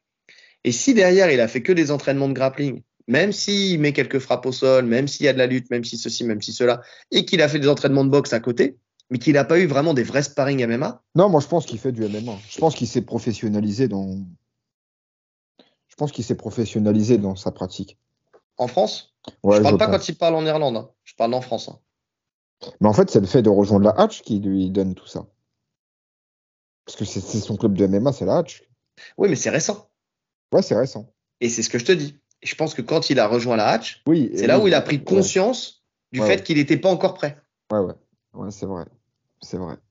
Bon, maintenant, écoute, ça lui laisse finalement. Donc, on a dit, c'est quoi, septembre?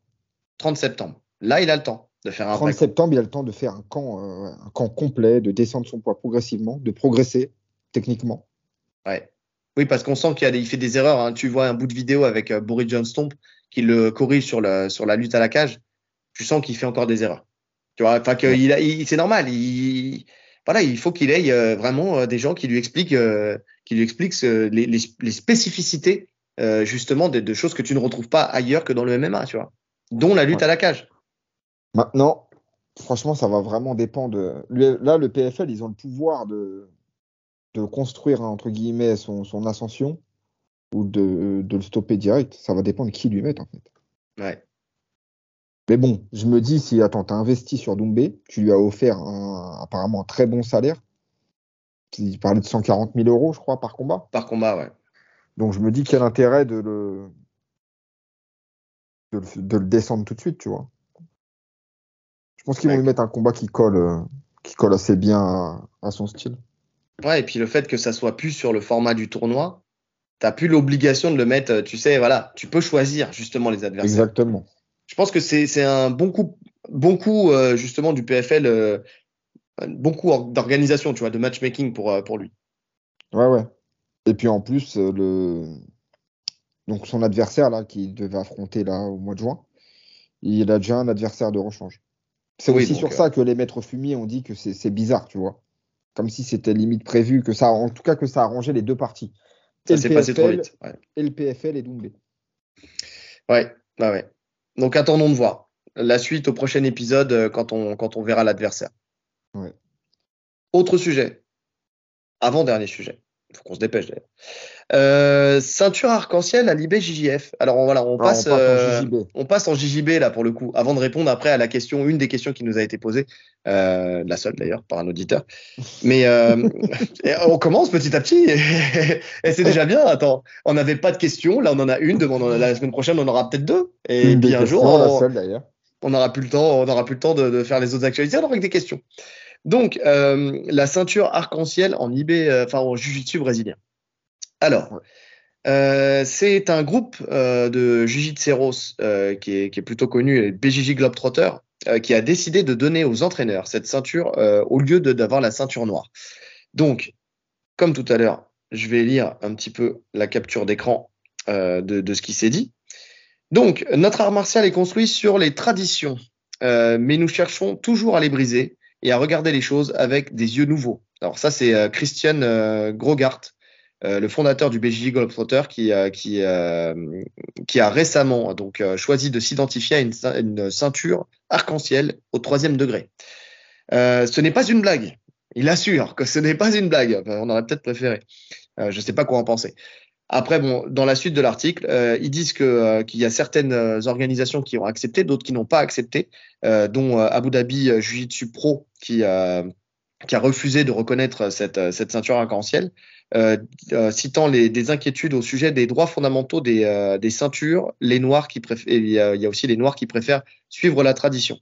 Dans ceux qui ont accepté, on a donc la plateforme Belt Checker qui lui a implémenté tout de suite la nouvelle ceinture parce que c'est informatisé, donc ça a été rapide. Et l'IBJJF qui lui aussi accepte d'implémenter cette ceinture, mais ça sera fait dans un an. Pourquoi? Parce que eux, ils sont sur du format papier et bon, peut-être qu'ils espèrent que ça se tasse aussi d'ici un an. mais voilà, ils sont sur du format papier Après, et derrière, c'est plus long. J'ai pas lu que c'était officiel au niveau de l'IBJJF. J'ai pas lu qu'ils avaient vraiment accepté. Ça, c'est le mec qui le dit. Bah, en tout cas, oui, oui, on n'a pas l'info, c'est de ses propos à lui, ça. Ils disent que tandis que la base de données IBJJF qui fonctionne toujours sur les formulaires papier a besoin de plus de temps et devrait suivre le pas. Devrait. C'est vrai qu'il y a du conditionnel. Pour commencer à émettre des certificats dans un an, le 1er avril 2020, ils n'ont pas mis le numéro, 2024. Donc voilà. Et après, ils expliquent que ça se trouve, on retrouvera donc des visiteurs qu'on ne s'étonne pas si on voit des visiteurs, que ce soit dans nos gyms ou n'importe où, ou sur les tatamis avec des ceintures arc-en-ciel. Que dire de cette info? Déjà, absolument rien. Non, mais déjà, moi, la question que je me pose, c'est quel intérêt à cette ceinture? Donc déjà, est-ce que elle remplace que les ceintures noires, déjà, pour commencer? C'est-à-dire, c'est soit t'es noir, soit t'es arc-en-ciel. Avant, c'est les ceintures classiques. Enfin, je sais pas. Déjà, première chose. Deuxième chose, à quoi elle sert? Honnêtement, à quoi ça sert, cette ceinture? Pourquoi? Quel intérêt il y a? À qui tu la donnes? Est-ce que tu as ton mot à dire? Est-ce que c'est toi qui choisis entre la noire ou la ceinture arc-en-ciel? Quelle valeur elle a? Qu'est-ce qu'elle apporte? Enfin, qu'est-ce qu'elle apporte en termes de symbole? Tu vois? C'est ça. Je comprends pas. Je comprends pas.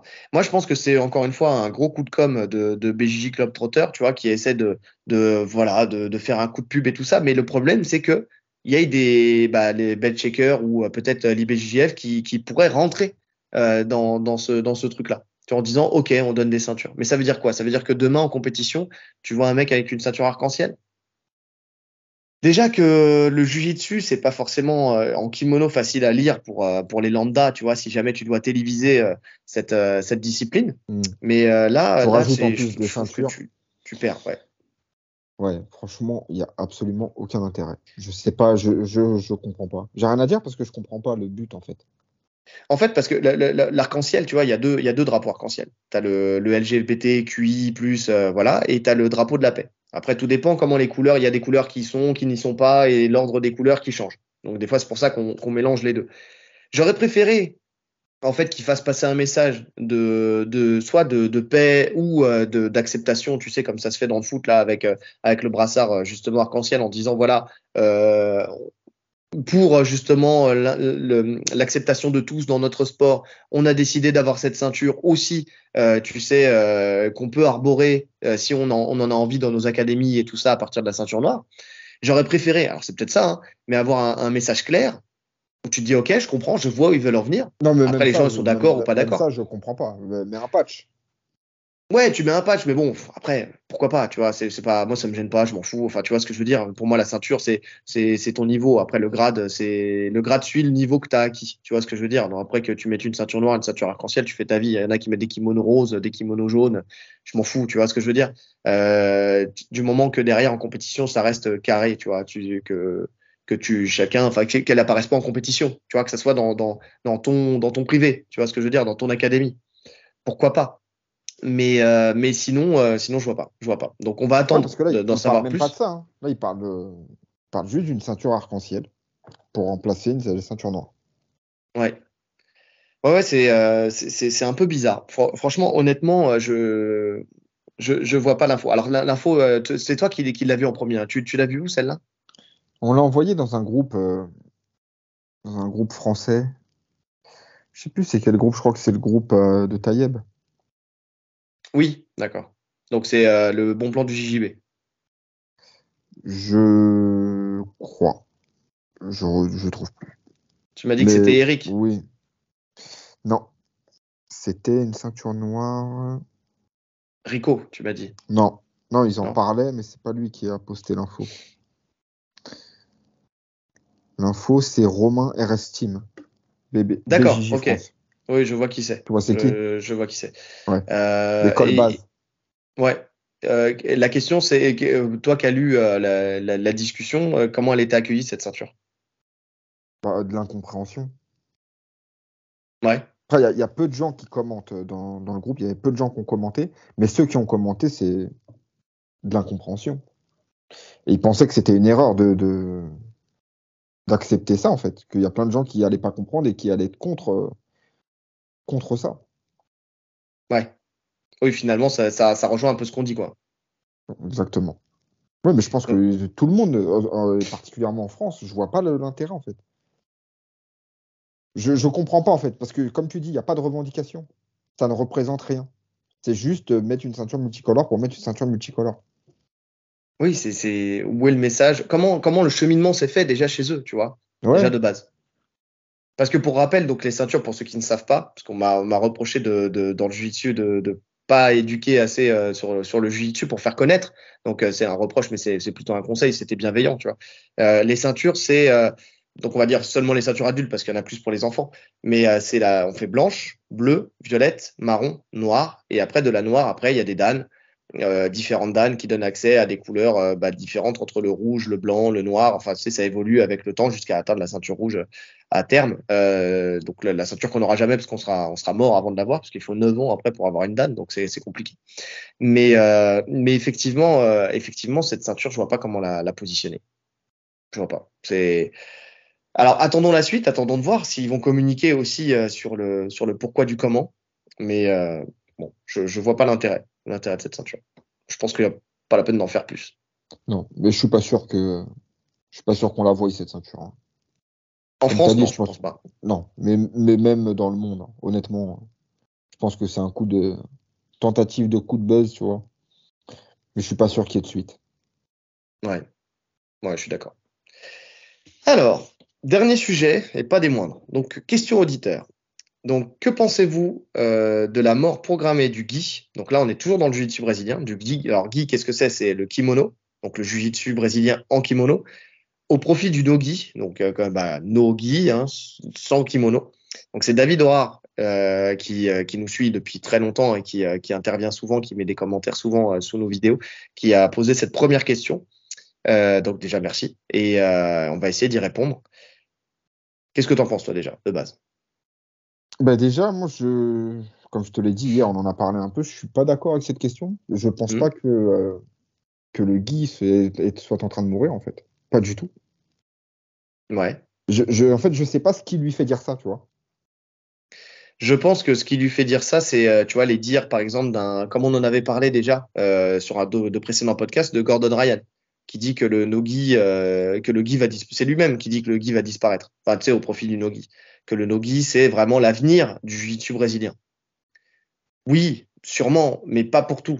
En fait, moi, je différencierais deux choses. Il y a le show, vraiment, les WNO, tu vois, tous ces galas-là, tous ces événements-là, où le no-gi, effectivement, a pris le dessus parce que plus visuel, parce que plus explosif, il y a plus de tentatives de soumission, tu vois, donc forcément, tu vois, il y a moins ce côté où tu peux temporiser un combat quand tu es en no-gi. Donc là, effectivement, je suis d'accord avec ça. Même si, et je vais mettre un bémol, le gi revient dans ces événements-là. On l'a vu encore récemment, justement au WNO avec Nicolas Meregali, qui avait affronté Pedro Marinho, justement sur un combat en kimono. Lui se revendique être l'équivalent de Gordon Ryan, mais en kimono. Il veut être le roi du kimono.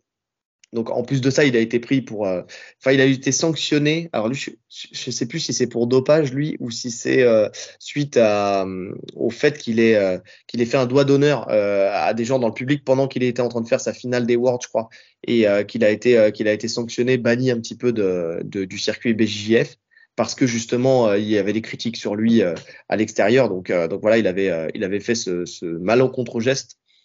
Mais quoi qu'il arrive, en tout cas, voilà, il est arrivé chez Danaher. Je pense qu'il a épousé l'état d'esprit justement de Gordon Ryan de chez Danaher. Et au WNO, il a eu du mal à trouver un adversaire. Pedro Marinho a accepté.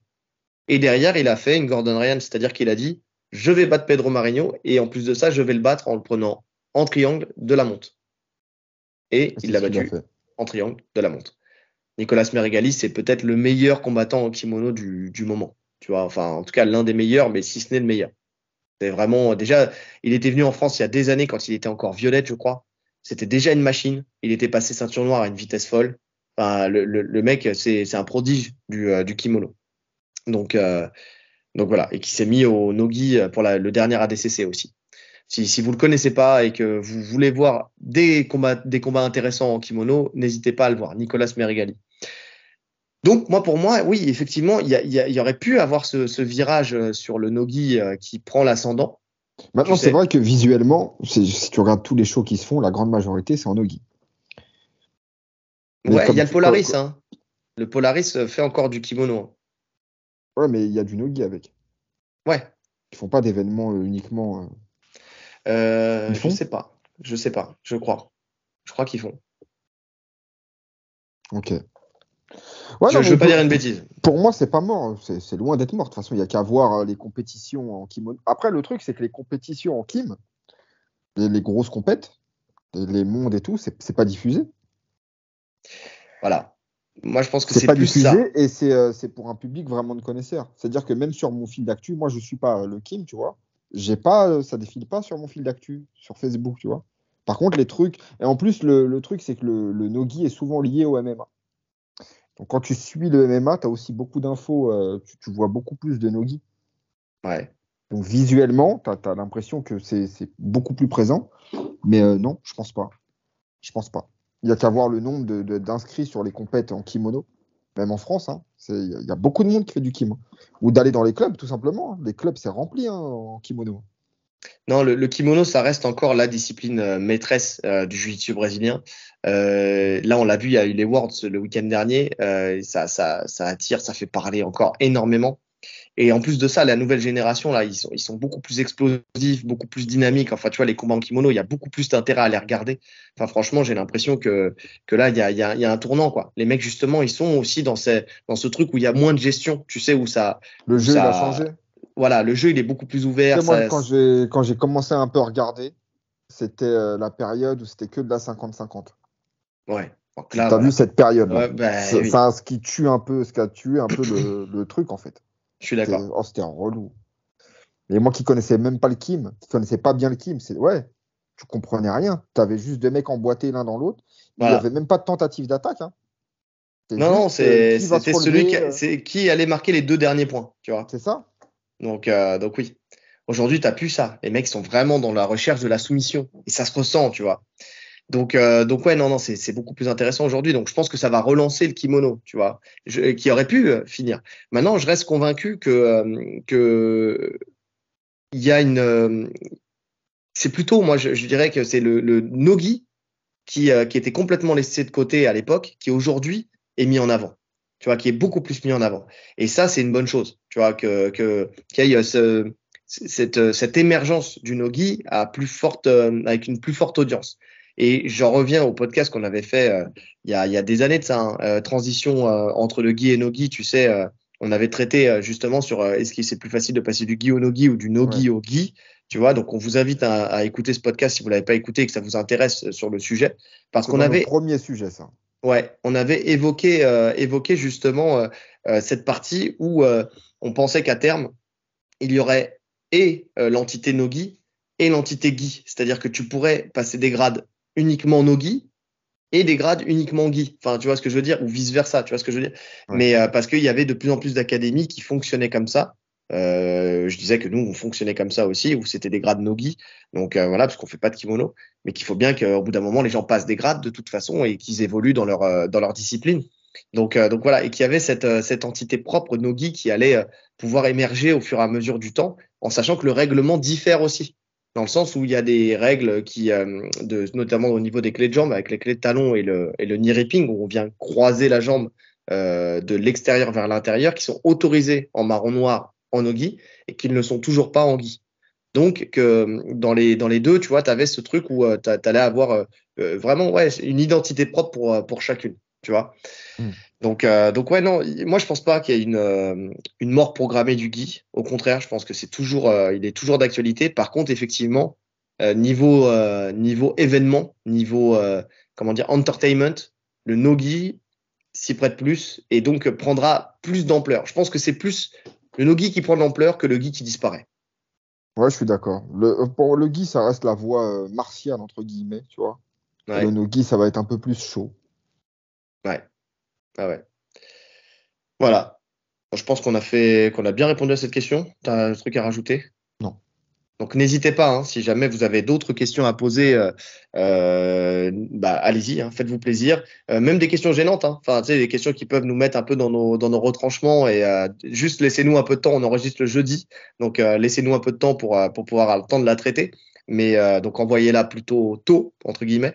Mais en tout cas, voilà, n'hésitez pas à nous challenger avec vos questions. Donc on adore ça. Et puis vous avez vu, on n'a pas peur de parler, on n'a pas de langue de bois, donc on s'en fout. Euh, bon, je pense qu'on a fait le tour pour ce troisième épisode d'Actu. N'hésitez pas à vous abonner, n'hésitez pas à liker, n'hésitez pas à commenter, à partager, à mettre les 5 étoiles sur les plateformes de podcast. Donc voilà, donnez-nous de la force. J'adore voir vos commentaires, surtout les nouveaux commentaires, tu sais, de gens qui découvrent le podcast et qui nous Ouais. disent voilà, c'est bon, c'est validé. Et en plus, j'adore parce que vous reprenez le gimmick à chaque fois. Vous n'êtes pas le podcast préféré après les autres, mais bien avant les autres. On en a eu un encore en commentaire là sur Sur Insta. Instagram. Donc, il a découvert d'abord le podcast d'actu, il a dit qu'il a kiffé, et derrière, il prend le podcast d'analyse et il dit, bon, c'est bon, maintenant c'est bon, c'est acté, vous êtes mes préférés. Merci, merci, parce que ça nous donne l'énergie pour continuer. Donc voilà, quoi. Il n'y a plus qu'à. Mais abonnez-vous. Il faut qu'on passe les 1000 un jour. Ouais, là, on a 600, presque 660. Ça fait 3 ans, bientôt 4, les gars. Il faut qu'on passe les 1000 un jour. 659. 605. Ah, on a augmenté. On en a pris un. Ouais, un par podcast. Bon, on aura les 1000 dans 10 ans. Bon, c'est pas mal, c'est pas mal. Bon, en tout cas, il ne nous reste plus qu'à vous souhaiter une bonne journée Ou une bonne soirée. en fonction de l'heure à laquelle vous nous écoutez. Allez, salut! Salut!